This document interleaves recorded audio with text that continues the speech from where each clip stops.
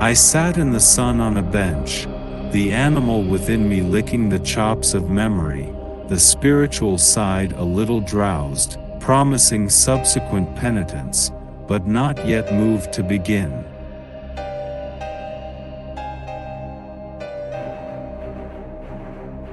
You start a question, and it's like starting a stone. You sit quietly on the top of a hill, and away the stone goes, starting others.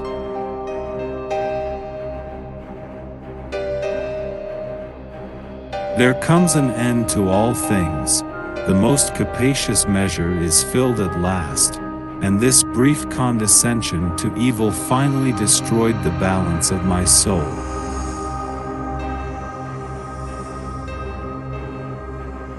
The less I understood of this farrago, the less I was in a position to judge of its importance.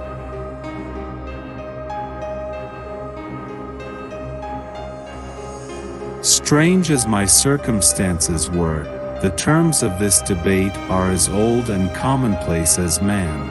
Much the same inducements and alarms cast the die for any tempted and trembling sinner, and it fell out with me, as it falls with so vast a majority of my fellows, that I chose the better part and was found wanting in the strength to keep to it.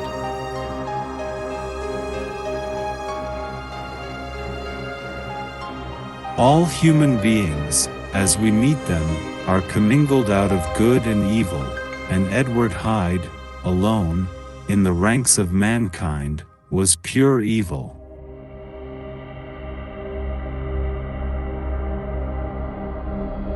Jekyll had more than a father's interest, Hyde had more than a son's indifference.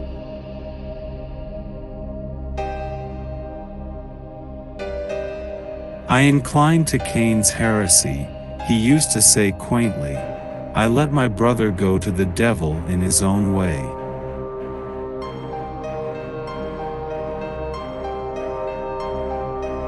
To cast in it with Hyde was to die 1,000 interests and aspirations.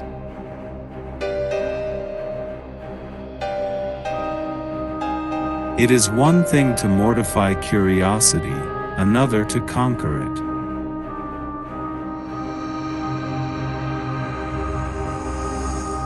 With every day, and from both sides of my intelligence, the moral and the intellectual, I thus drew steadily nearer to the truth, by whose partial discovery I have been doomed to such a dreadful shipwreck, that man is not truly one, but truly two.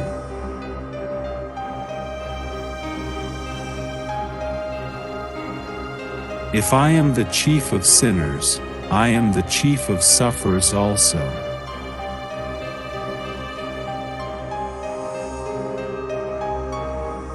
I learned to recognize the thorough and primitive duality of man. I saw that, of the two natures that contended in the field of my consciousness, even if I could rightly be said to be either, it was only because I was radically both.